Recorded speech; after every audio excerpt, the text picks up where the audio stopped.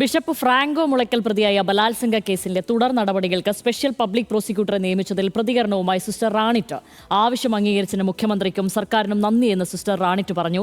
അതിജീവിതയ്ക്ക് നീതി ഉറപ്പാക്കുമെന്നും പൂർണ്ണ വിശ്വാസത്തോടെയാണ് കേസ് ഏറ്റെടുക്കുന്നതെന്നും special public prosecutor BG Harindranath news മലയാളത്തോട് പ്രതികരിച്ചു.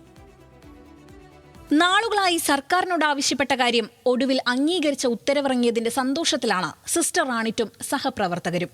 അതിനാൽ പരസ്യമായി സർക്കാരിനും മുഖ്യമന്ത്രിക്കും നന്ദി പറയാനാണ് സിസ്റ്റർ റാണിറ്റ് മാധ്യമങ്ങളെ കണ്ടത്.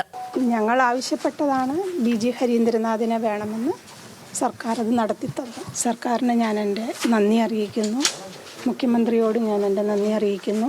മുൻ നിയമ സെക്രട്ടറി അഡ്വക്കേറ്റ് BG ഹരീന്ദ്രനാഥിനെ കേസിൽ സ്പെഷ്യൽ പ്രോസിക്യൂട്ടറായി നിയമിക്കാൻ ഇന്നലെയാണ് മുഖ്യമന്ത്രി നിർദ്ദേശം നൽകിയത്.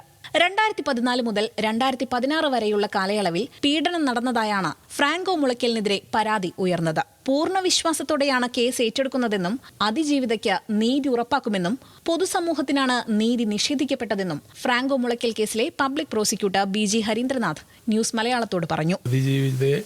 അവിശ്വസിച്ചതിൻ്റെ കാരണങ്ങൾ പറഞ്ഞത് ശരിയല്ല എന്നാണ് നമ്മുടെ നിഗമനം. ജനങ്ങൾക്ക് വേണ്ടിയാണ് നീതിയുള്ളത്, അതിജീവിതയ്ക്ക് മാത്രമല്ല. അതിജീവിതയ്ക്ക് ഓഫ്കോഴ്സ് അവർക്ക് നീതി കിട്ടണം. അതിലുപരിയായി കുറ്റവാളി രക്ഷപ്പെടരുതെന്നുള്ളതൊരു പ്രധാന ഘടകമാണ് ഇതിൻ്റെ.